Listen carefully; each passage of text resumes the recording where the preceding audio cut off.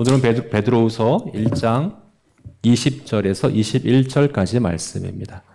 오늘 함께 나눌 말씀은 베드로후서 1장 20절에서 21절까지 말씀입니다. 같이 교독하겠습니다. 제가 20절을 읽고 다 같이 21절을 읽겠습니다. 먼저 알 것은 성경의 모든 예언은 사사로이 풀 것이 아니니 예언은 언제든지 사람의 뜻으로 낸 것이 아니요 오직 성령의 감동하심을 받은 사람들이 하나님께 받아 말한 것임이라. 아멘. 네. 여러분, 성경의 저자가 누구입니까? 성경의 저자가 누구입니까? 물론 하나님이시죠. 성경은 하나님의 말씀입니다. 그렇다면 사람이 쓴 것은 아닐까요? 사람의 글은 아닐까요? 사람의 글이기도 합니다. 우리 1장 1절 말씀에서 봤지 않습니까? 1장 1절에서는 시몬 베드로가 너희에게 편지하노니. 이것은 우리가 읽은 이 베드로후서는 시몬 베드로라고 하는 사람이 쓴 글이기도 합니다. 그래서 시몬 베드로의 고유한 성품과 또 경험과 지식이 이 성경 안에 그대로 다 묻어나 있습니다. 우리가 베드로후서를 잘 이해하기 위해서는 베드로라는 인물을 잘 알아야 됩니다.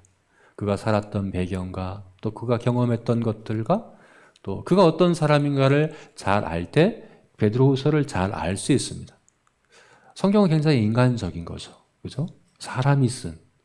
하나님께서 성경을 기록하실 때 마치 모세에게 십계명 두 돌판을 직접 친히 기록해서 주신 것처럼 그렇게 주시지 않았습니다. 천사들 보고 써서 주라고 하지 않았습니다. 사람을 택하셔서 사람이 쓰게 하셨습니다. 그래서 이 성경은 하나님의 말씀이면서 또한 사람의 글이기도 하다는 거죠. 그런데 바로 여기에 이것 때문에 나타나는 부작용이 있습니다. 하나님의 말씀인데 사람이 기록했다는 것 때문에 나타나는 부작용이 있습니다. 어떤 부작용일까요? 바로 20절 말씀이 그 부작용에 대해서 이야기해 주고 있죠. 20절을 다시 한번 읽어볼까요? 읽어보겠습니다. 시작. 먼저 알 것은 성경의 모든 예언은 사사로이 풀 것이 아니니. 어떤 부작용이냐? 사사로이 푸는 겁니다. 성경을 사사로이 푸는 부작용이 나타나는 거예요. 이 사사로이 푼다는 것은 자기 뜻대로, 자기 생각대로, 자기 원하는 대로 성경을 해석한다 하는 그런 의미입니다. 왜 이게 부작용일까요? 왜 이렇게 하면 안 될까요? 성경을 사사로이 푼다는 건 왜 안 되는 것일까요? 그것에 대해서 베드로후서에서 베드로 사도는 구체적인 예를 4가지로 제시하면서 이야기해 주고 있습니다. 아마도 그 당시 교회 안에 있던 거짓 교사들이 가졌던 그 문제의 핵심, 근본 문제는 뭐냐? 바로 성경을 사사로이 푸는 것에 있었다고 볼 수 있습니다. 그래서 아주 구체적인 예들을 제시해 주고 있어요. 성경을 사사로이 푸는 것에 대해서. 바로 2장 16절 말씀이 첫 번째 예입니다. 우리 2장 16절 말씀 한번 읽어볼까요? 읽어보겠습니다. 시작. 자기의 불법으로 말미암아 책망을 받되 말하지 못하는 나귀가 사람의 소리로 말하여 이 선지자의 미친 행동을 저지하였느니라. 이 선지자는 누구일까요? 구약성경 민수기에 나오는 발람입니다. 발람은 모압왕 발락이 초청했죠. 이스라엘을 저주해달라고, 그리고 많은 보상을 약속하며 초청했습니다. 그때 발람은 하나님께 뜻을 묻겠다고 먼저 얘기했어요. 하나님의 뜻을 먼저 묻고 내가 가든지 가지 않든지 하겠다고 그렇게 대답을 했습니다. 그리고 실제로 하나님께 뜻을 물었고 또 하나님이 그에게 응답해 주시기도 했습니다. 그런데요, 발람은 하나님의 뜻을 묻고 또 하나님의 뜻을 듣고 했지만 오늘 성경에서 뭐라고 이야기합니까? 자기의 불법으로. 여기에 자기의 불법이라고 할 때 자기의가 오늘 20절 말씀을 읽었던 사사로이와 같은 단어입니다. 사사로이.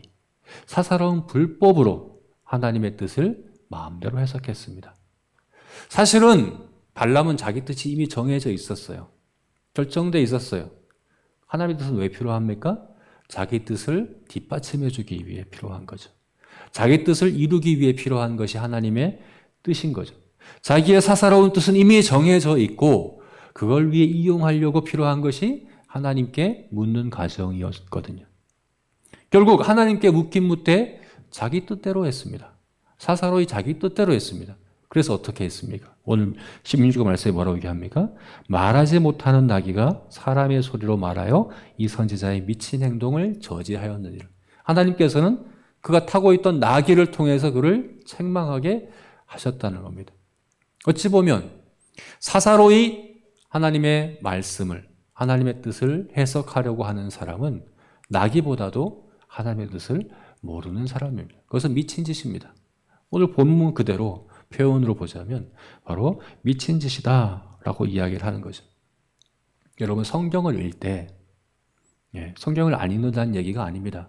성경을 읽을 때, 성경을 묵상하되, 성경을 배우되 사사로이 해석하려고 하는 사람은 바로 발람과 같은 사람이다라고 이야기하는 겁니다. 자기 뜻과 생각은 이미 굳건하게 지키고 있고 정해져 있고 그걸 위해서 성경을 이용해 먹으려고 하는 사람은 미친 행동입니다. 나기보다도 하나님의 뜻을 모르는 사람입니다. 이것이 바로 사사로이 성경을 풀려고 하는 것입니다. 또한 2장 22절 말씀에서도 사사로이라는 표현을, 이 단어를 오늘 베드로후서에서 베드로는 사용하고 있습니다. 2장 22절 말씀도 함께 읽어보겠습니다. 2장 22절 같이 읽겠습니다. 참된 속담에 이르기를 개가 그 토하였던 것에 돌아가고 돼지가 씻었다가 더러운 구덩이로 도로 누웠다 하는 말이 너희에게 응하였도다. 여기서 개가 그 토하였던 것에 돌아가고 할 때 그 토하였던 이 표현에 사사로이라는 단어가 있는 것입니다. 자기의 토하였던, 사사로이 토하였던 것을 다시 먹는 것을 이야기하는 겁니다. 여러분, 성경을 읽고 성경을 사사로이 해석하는 것은 개가 토하였던 것을 다시 먹는 것과 같이 더러운 일입니다. 왜 그렇습니까? 여러분, 우리는 거듭남으로 인하여 우리의 옛 죄와 죄의 본성과 생각들을 다 토하였습니다. 이미 다 버렸습니다. 그런데 성경을 읽을 때 그것을 다시 가지고 와서 그것으로 성경을 해석하려고 한다는 것은 있을 수가 없는 일입니다.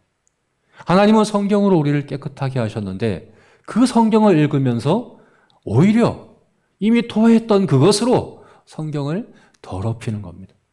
이렇게 하는 것은 자신도 더럽히고 성경도 더럽히는 일이다 라고 이야기를 하는 거죠. 그러므로 사사로이 성경을 해석하는 것은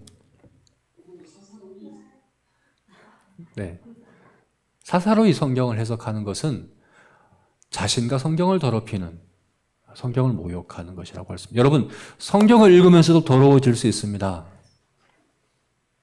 거룩한 하나님 말씀이 성경을 읽고 묵상하고 배우면서도 더러워질 수 있습니다. 어떻게 해요?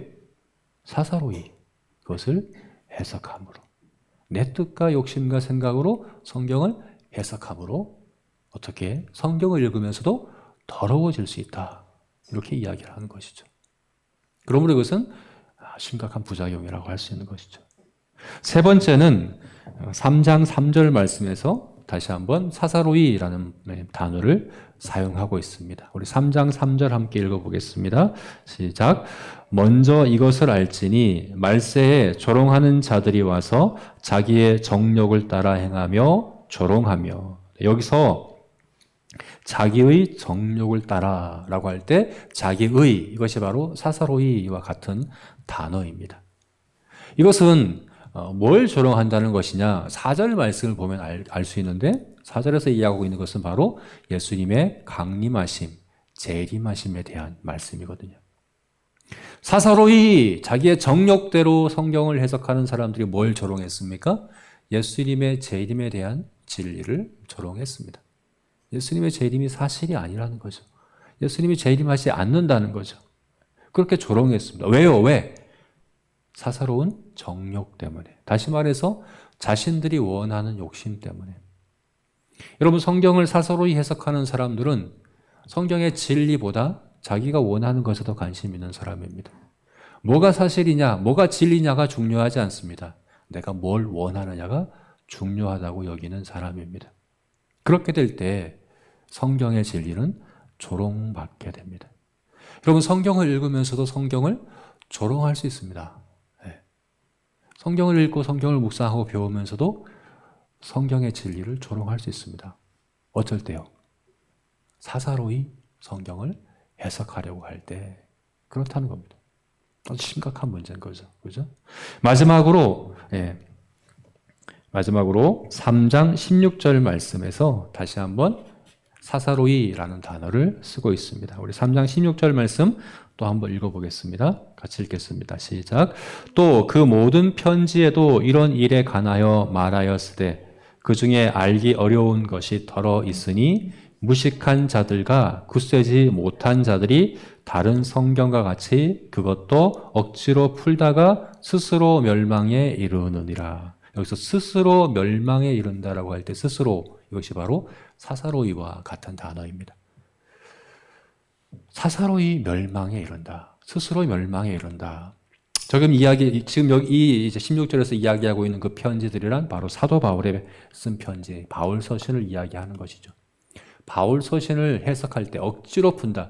사사로이 억지로 풀려는 사람들은 사사로이 멸망에 이르는 사람들이다. 네, 사사로이 멸망에 이르는 사람들이다 라고 이야기하는 겁니다. 스스로 멸망에 이르는 사람들. 여러분, 우리가 성경을 읽을 때 성경을 내 사사로운 생각과 내 사사로운 욕심과 내 사사로운 뜻대로 성경을 해석하려고 하는 것은 멸망에 이르는 길입니다. 스스로 멸망에 이르는 길입니다. 왜 그럴까요, 여러분? 왜? 하나님의 심판 중에 가장 큰 심판은 뭡니까? 내어버려 두시는 겁니다. 내어버려 두면 우리는 멸망당합니다. 지옥은 바깥 어두운 곳입니다. 하나님이 없는 곳, 하나님 은혜가 없는 곳, 하나님 임재가 없는 곳이 지옥입니다. 하나님을 싫어하는 사람들에게 하나님은 내어버려 두십니다. 영원히 내어버려 두십니다. 그것은 멸망당하는 것입니다. 그러므로 성경을 해석할 때 내 뜻대로 하겠다, 내 마음대로 하겠다, 내 욕심대로 해석하겠다, 멸망하겠다는 겁니다. 스스로 멸망하겠다는 겁니다. 그렇게 하면 안 되는 것이거든요. 그렇습니다, 여러분. 성경을 읽되, 성경을 배우되, 성경을 묵상하되, 성경을 가까이 하되, 여러분 그렇게 해야 됩니다. 우리 성경을 가까이 해야 되고, 성경을 읽어야 되고, 묵상해야 합니다. 그러나 그것만으로는 부족합니다. 그렇게 하면서도 더러워질 수 있고, 그렇게 하면서도 멸망할 수 있고, 그렇게 하면서도 발람과 같은 미친 짓을 우리가 할 수 있는 겁니다. 더 중요한 게 있습니다. 성경을 바르게 대하는 겁니다. 사사로이가 아니라 바른 태도로 대하는 겁니다. 어떻게 바르게 대할 수 있습니까? 우리가 지난주에 봤죠? 오늘 본문은 지난주 본문과 한 단락으로 묶여진 본문입니다.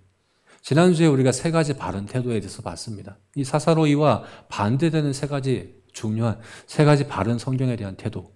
뭡니까? 이렇게 요약할 수 있었죠? 겸손과 초점과 기다림입니다. 겸손과 초점과 기다림입니다. 먼저 겸손.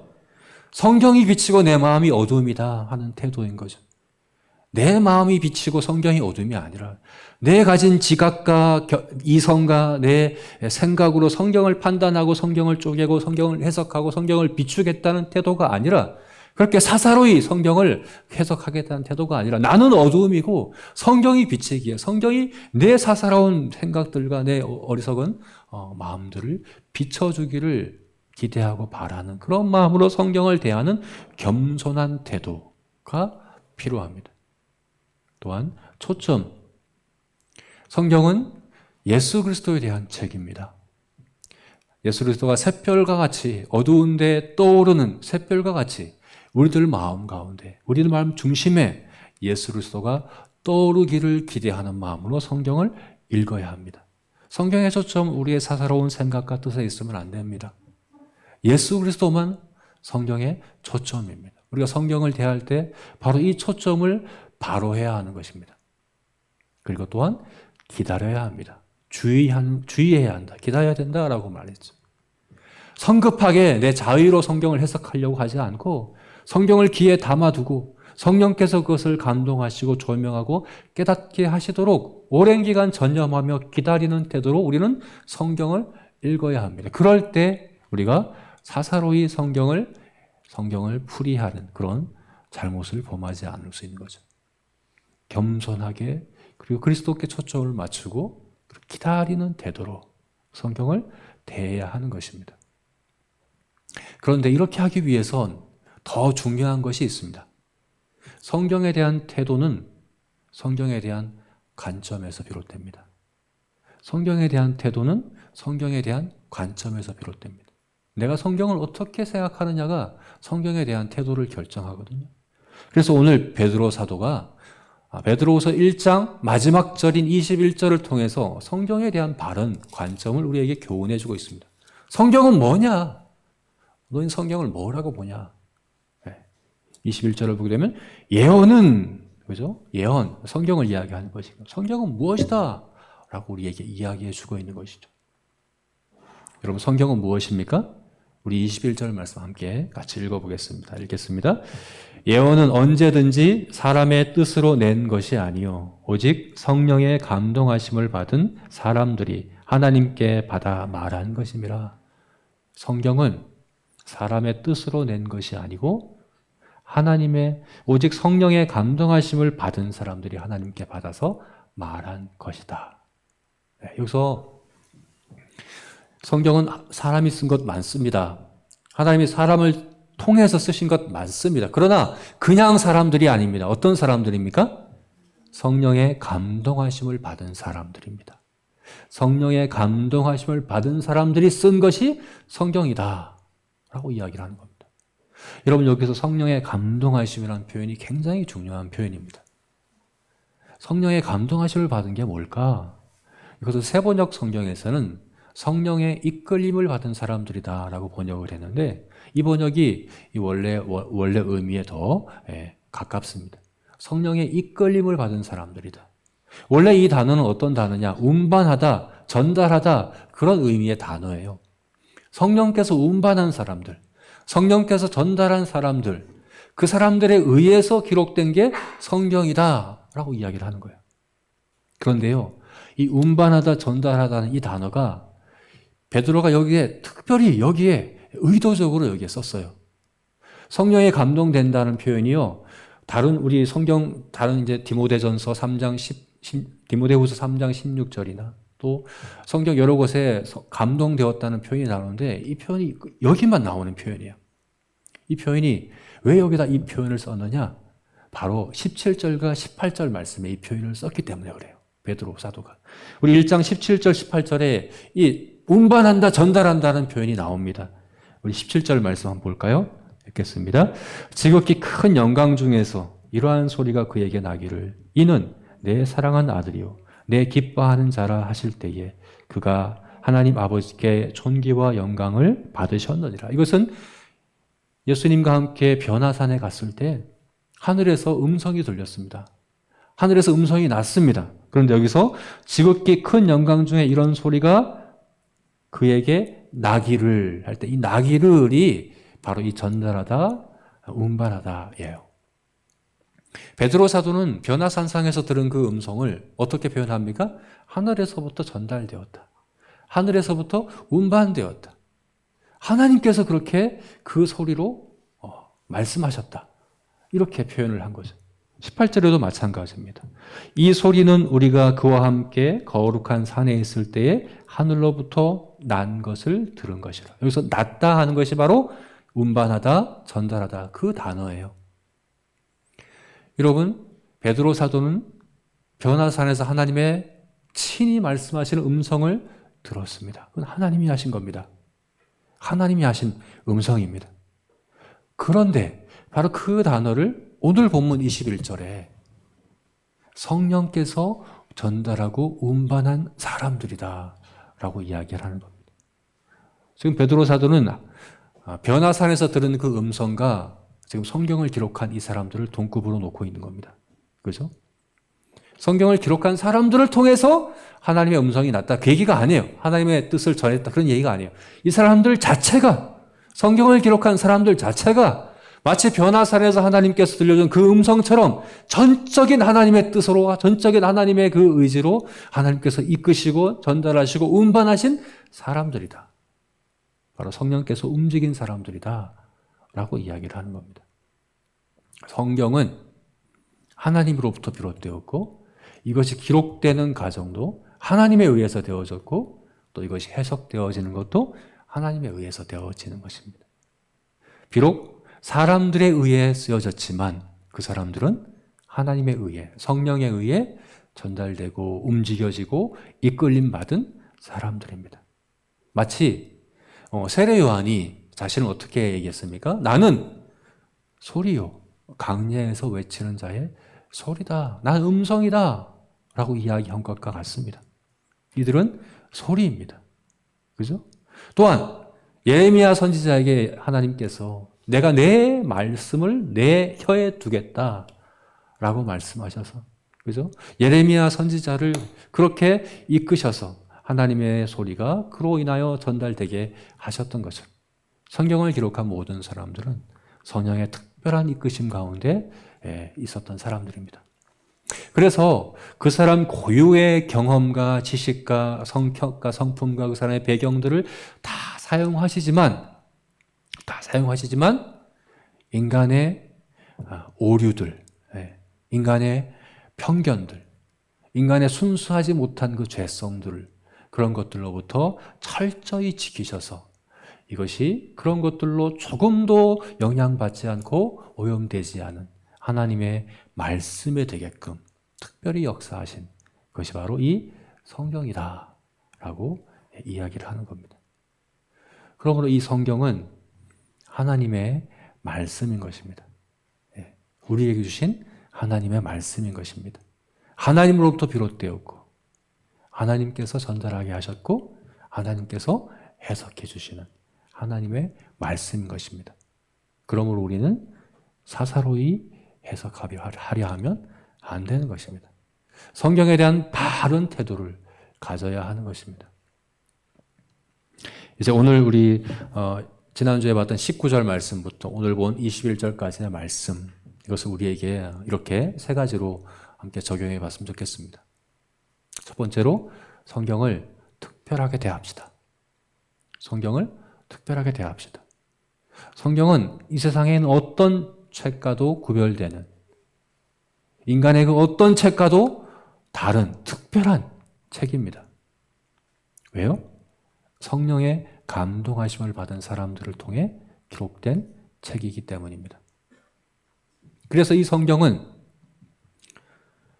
인간의 모든 책은 편견에 사로잡혀 있고, 그죠? 아무리 편견이 없고 아무리 객관적인 사람이 썼다고 하더라도 근본적으로 인간의 편견을 벗어날 수는 없습니다.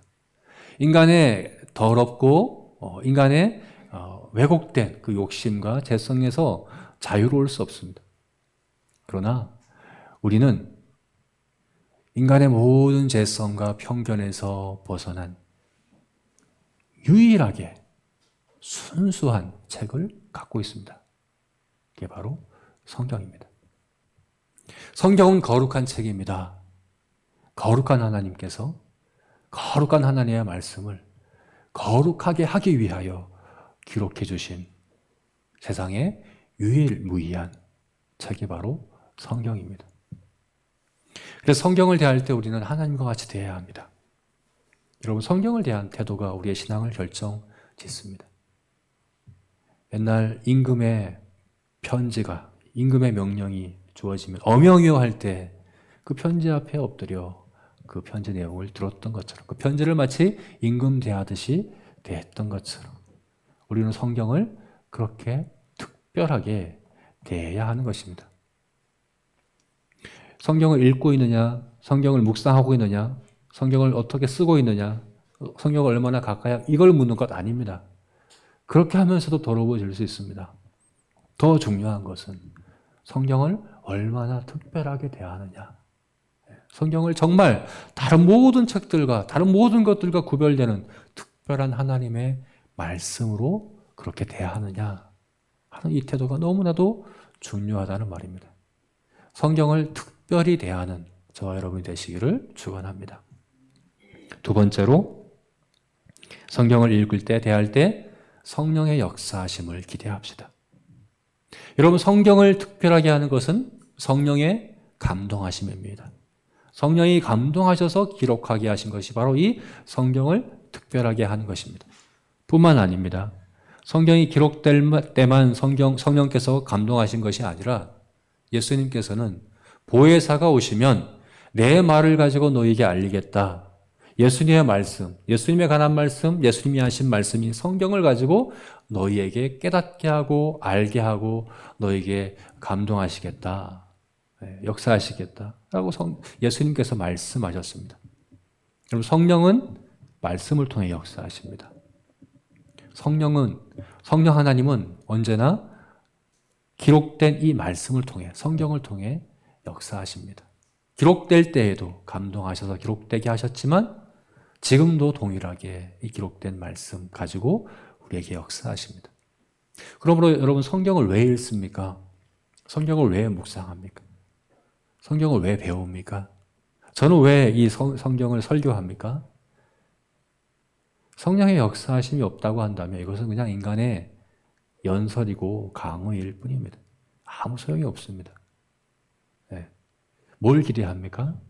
지금 이 시간에 성령께서 역사하실 걸 기대하기 때문에 설교하고 또 성경을 읽고 가르치고 배우는 것입니다. 여러분, 성경을 읽을 때, 성경을 대할 때 성령께서 역사하실 것을 기대하십시오. 성령이 역사하실 것을 구하십시오. 네. 그런 기대함을 가지고, 그런 기다림을 가지고 성경을 우리 귀에 부지런히 담는 저와 여러분이 되시기를 주님의 이름으로 축원합니다. 마지막으로 성경을 대할 때 사사로움을 내려놓으십시오. 우리들의 사사로운 생각과 뜻과 욕심들을 내려놓아야 합니다. 성경을 사사로이 푸는 것은 더러워지는 것이고 멸망하는 것이고 어리석은 것이죠. 그죠? 그럼 어떻게 해야 됩니까? 반대로 오히려 우리의 사사로움을 내려놓는 일을 우리는 성경을 통해 해야 합니다. 디모데후서 3장 16절 말씀에 우리가 잘 아는 말씀이죠. 모든 성경은 하나님의 감동으로 된 것으로서 교훈과 책망과 바르게 함과 의로 교육하기에 유익하다라고 말씀했습니다. 여기서 교훈과 책망과 바르게 함과 의로 교육한다. 뭘 교훈하고 뭘 책망하고 뭘 바르게 하고 뭘 의로 교육합니까? 바로 우리의 사사로움들을 그렇게 한다는 이야기입니다. 우리의 사사로운 생각과 우리 사사로운 뜻과 욕심들을 성경으로 말미암아 교훈하고 책망하고 바르게 하고 의로 교육한다라고 성경이 이야기하고 있는 겁니다. 여러분, 왜 하나님께서는 성경을 천사들을 통해 기록하지 않으셨을까? 왜 하나님이 직접 써서 우리에게 주지 않았을까? 저는 바로 이것이 우리들의 사사로움들을 내려놓게 하기 위한 하나님의 뜻이라고 믿습니다. 왜 그렇습니까? 우리 사사로운 뜻과 생각과 욕심과 가장 가까운 동일한 사람을 통해서, 사람의 인격을 통해서, 사람의 그 모든 걸 사용하셔서 기록하심으로 우리의 깊숙한 우리 모든 사사로움들이 다 드러나고 다 다뤄질 수 있게 하기 위해서, 그래서 사람을 통해서, 특별히 성령에 감동된 사람들을 통해서 기록한 것이라고 저는 믿습니다. 여러분, 그러므로 성경을 대할 때 우리의 사사로움들을 내려놓는 그런 저와 여러분이 되시기를 주님의 이름으로 축원합니다. 아멘.